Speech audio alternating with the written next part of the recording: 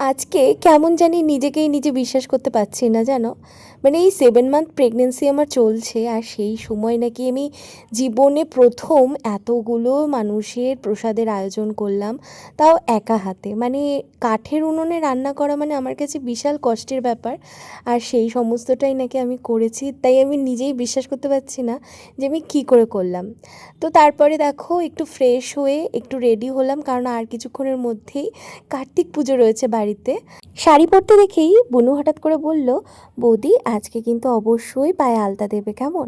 তো যেহেতু বলল আলতা পরতে বুনু, তাই জন্য আমিও বসে পড়েছি আলতা পরতে। কিন্তু আলতা পরতে বসে দেখছি পায়ের কাছে আমি কোনোভাবেই হাতটা পৌঁছে এই পরিস্থিতিতে আলতা পরতে পারছি না।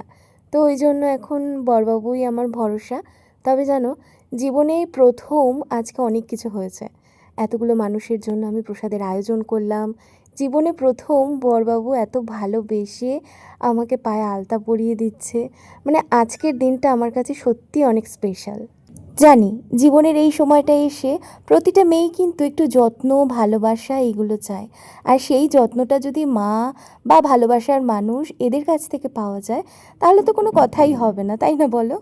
এখন চিন্তার বিষয় ঠাকুর মশাই কখন আসবেন। ওনার অপেক্ষাতে সবাই বসে রয়েছে। তবে কি জানো, মনে হচ্ছে মাকে না বাড়ি চলে যেতে হবে। মা না নাতির জন্য এত পুজোর আয়োজন করেও পুজোটা দেখে যেতে পারবে না।